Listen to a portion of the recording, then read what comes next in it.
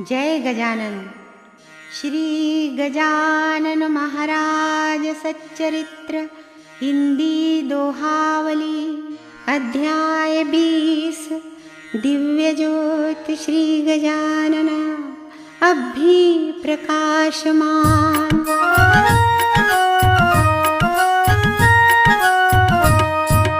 समाधि श्री की हो गई श्री विहीन शेगाव, बाहर जैसे चली गई छोड़ गाँव शेगाव। दिव्य ज्योत श्री गजानना अब भी प्रकाशमान, श्रद्धा से सुमिरन करे दर्शन दे श्रीमान। इसी विषय में एक कथा दास गणु बतलाए, गणपत को ठाड़े भगत नियमित दर्शन जाए। निकट समाधि बैठ कर स्तवन पाठ कर जाए, बामन भोज कराय दूं ऐसा मन में आए। पत्नी आपत्ति करे विजयादशमी आए, कपड़े बच्चों के करो काहे भोज कराए। सपने में श्री आय के उसको दे समझाए, मोह नहीं धन से करे भोज नहीं रुकवाए। पुण्य कार्य बामन भोजन खर्च व्यर्थ ना जाए, बीज खेत डाला अगर फसल बड़ी मिल जाए। सपना आया जो वही पति को दिया बताए, पूजन बामन भोज करा गणपत खुशी मनाए। लक्ष्मण जांजल दर्श दिए, लक्ष्मण हरि जांजला हुआ ऐसा ही कुछ भान। मुंबई स्टेशन पर मिले सन्यासी अनजान, अमरावती घटना घटी वैसी दई बताए। दूर किया अवसाद मन फिर गायब हो जाए। प्राण बचे माधव जोशी नदिया आए पूर, ऑफिसर सरकार का माधव जोशी नाम। गांव कलंब कसूर में पैमाइश का काम, सर्वे करते शाम हुई फिर विचार हो जाए। दर्शन कर शे गांव में रात गुजारी जाए। कुतुबुद्दीन सिपाही था जोते गाड़ी बैल, दोनों गाड़ी बैठ गए हाँक दिए फिर बैल। रस्ते में शे गांव के नदियाँ आई पूर, कुतुब सिपाही रुक गया पानी था भरपूर। जोशी कहता डाल दे गाड़ी नदिया मार, नदिया में गाड़ी चली पानी बढ़ता जाए। वर्षा मूसलधार थी बिजली भी कड़काए, आंधी जोरों से चली छप्पर लगे उड़ाए। कुतुब कहे अब मौत से बचना मुश्किल होए, माधव मन घबराए रहे रक्षा कैसे होए। समर्थ स्वामी गजानना आप बचाए प्राण, आप बिना कोई नहीं दूर करे मम त्राण। हमें आसरा आपका आप ही रखवारे, जीवन भी है आपका मारे या तारे।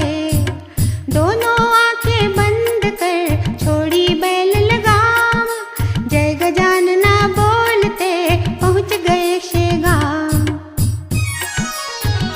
सुभेदार व्यापारी का घाटा होवे दूर, सुभेदार एक व्यापारी कपास का व्यापार। एक साल घाटा पड़ा रुपए दशक हजार, चिंता भी छूटे नहीं छूटे ना व्यापार। नुकसानी भरपाई के नाना किए प्रकार, एक बार वर्धा आए असीर करके द्वार। वहाँ भिखारी कर रहा भिक्षा का जयरार, माथे पर टोपी बड़ी कर में लठिया होए। असीर कर जाने कहे नहीं मानता होए, सुभेदार के सामने भिक्षा पात्र बढ़ाए। निरखा उसको ध्यान से गजानना दिख जाए, तन में कंपन था मगर दृष्टि गहन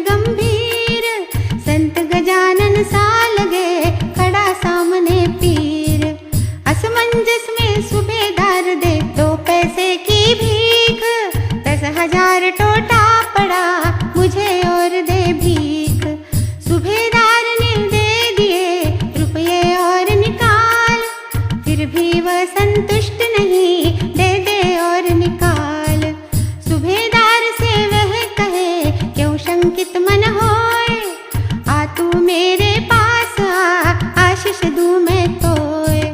शिक से नक तक कर घुमा देवे आशीर्वाद, जाने कहाँ चला गया मिला नहीं फिर बाद। वर्धा के बाजार रुई बेचत सूबेदार, घाटा पूरा हो गया बना रहा व्यापार। सूबेदार मन सोचता योगी गजानना, निषिद्ध नहीं रक्षा करे श्रद्धा हो यमना। वापस पहुंच गए शेगांव, भाऊ राजा राम कंवर समाधि दर्शन आए। बाला भाऊ रोकते पर नहीं रुक पाए, रात अंधेरी निकल गए पत्नी बच्चे साथ। रास्ता भूले फंस गई गाड़ी तालाब माथ, डांटा गाड़ी वान को जानत तू तो राह, किंतु आज क्या हो गया क्यों भूला तू राह। डॉक्टर मन में सोचते श्री की लीला होए, बाला भाऊ बात को मैं ना माना होए। इसीलिए रास्ता भूला अब जाने क्या होए, धूप अंधेरी रात वन रक्षा कैसे होए।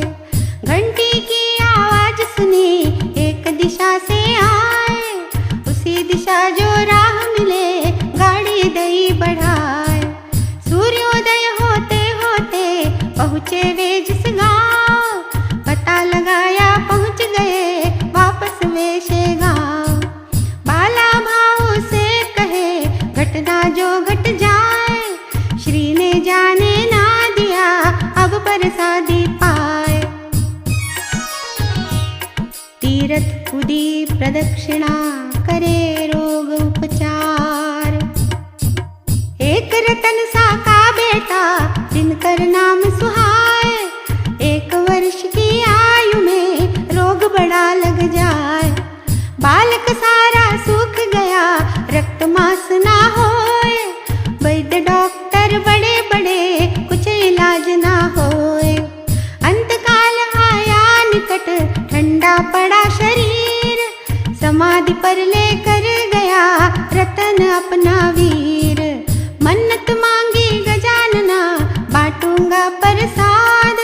कृपा करो इस बाल पर दूर करो अवसाद। चमत्कार ऐसा हुआ रुदन करता बाल, हाथ पैर हिलने लगे रत्न हुआ खुशहाल।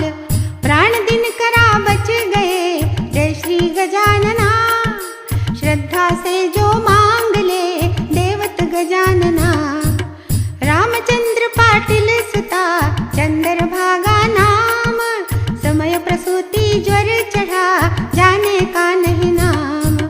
वैद्य डॉक्टर थक गए इलाज ना कर पाए, वैद्य गजानन ही मेरे इसके प्राण बचाए। भस्मी रोज लगाए के तीरथ देत पिवाए, निष्ठा पाटिल की फली बेटी निरोग पाए। वात व्याधि से जान का दर्द बहुत भुगताए, कष्ट पेट में हो रहा चले न कोई उपाय। वात दवाई लेत दबे पुनः पुनः उठ जाए, क्रम ऐसा चलते चलते मस्तक पर चढ़ जाए। विचलित बुद्धि हो गई उन्मादी व्यवहार, खाती ही रहती कभी रहे कभी निरहार। कोई कहता रोग है कोई भूत चुड़ैल, या कोई दुश्मन किया जादू टोना खेल। जानकार लाए बहुत गंडे भी बंधवाए, पाटिल पत्नी जान का पैसा बहु लग जाए। आखिर पाटिल थक गया ऐसा करे विचार, वैद्य गजानन देव भी जादूगर जानकार। गजानना की जान का पुत्र वधू तो होए, वही करे उपचार।